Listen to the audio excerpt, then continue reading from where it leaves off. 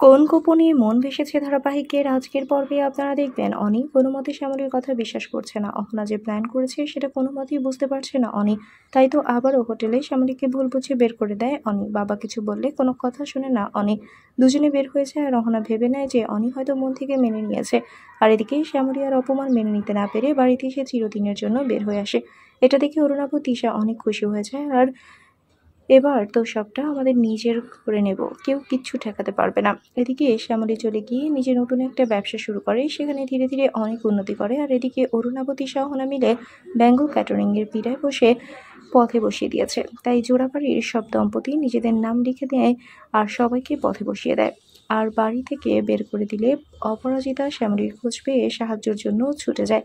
আর শ্যামলীর এত উন্নতি দেখে নিজের চোখকে বিশ্বাসই করতে পারছে না। আগের দিন ব্যবহারের জন্য ক্ষমা চেয়ে নেয় আর শ্যামলীকে সবটা খুলে বলে ওরা কিভাবে জোড়াবাড়ি থেকে সব সম্পত্তি লিখে নিয়ে পথের ফরিক বানিয়েছে। কি হবে এবার সবটা দেখতে সাথেই থাকুন। বন্ধুরা, আজকের পর্ব নিয়ে আপনাদের কি মতামত জানিয়ে দিন কমেন্ট করে। নিয়মিত সিরিয়ালের আপডেট পেতে আমাদের চ্যানেলটি সাবস্ক্রাইব করে সাথেই থাকুন। ধন্যবাদ।